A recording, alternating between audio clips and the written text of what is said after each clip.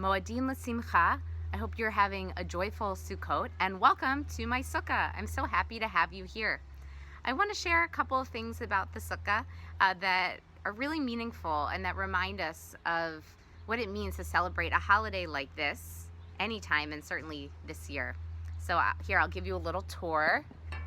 Here are the walls, the door, which we leave open for guests to come in. And we love to make our sukkah look very beautiful. So we have some twinkle lights, some chains, some gourds.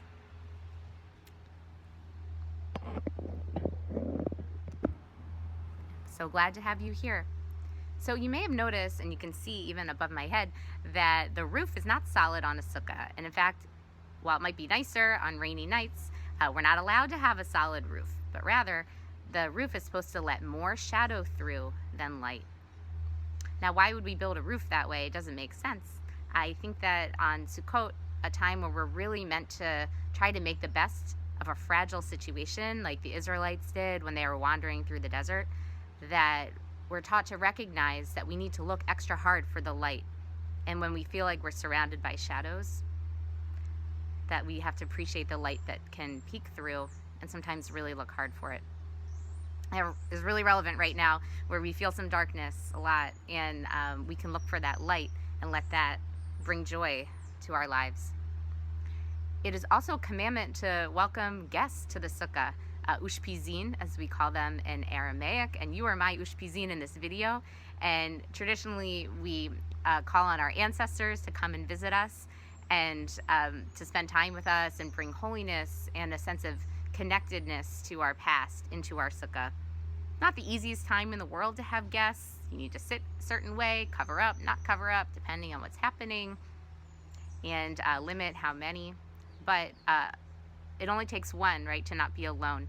And so I hope that whether you have a sukkah or you do not, that you can find a way during this week of Sukkot to have a guest in some kind of way, or to be a guest in some kind of way safely, but in the spirit of Sukkot, of hosting, of being together with people who aren't the people who live in our home.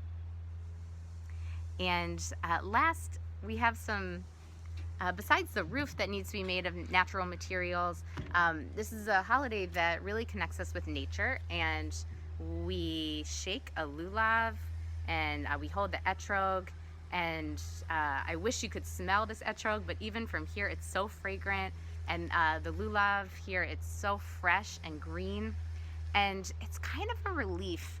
Although I did not step foot in a synagogue this year, I spent a lot of time looking at synagogues on the screen just last week and the week before for Rosh Hashanah and Yom Kippur, and the synagogue is such an inspiring place to find spirituality, holiness, to be with other people.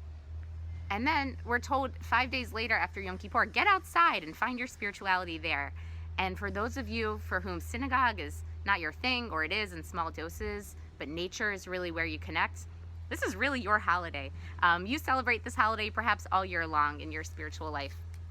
And so I hope that you'll use Sukkot as a chance to get outside, to feel the holiness that comes in nature through the sights and the smells and the sounds that are all around us.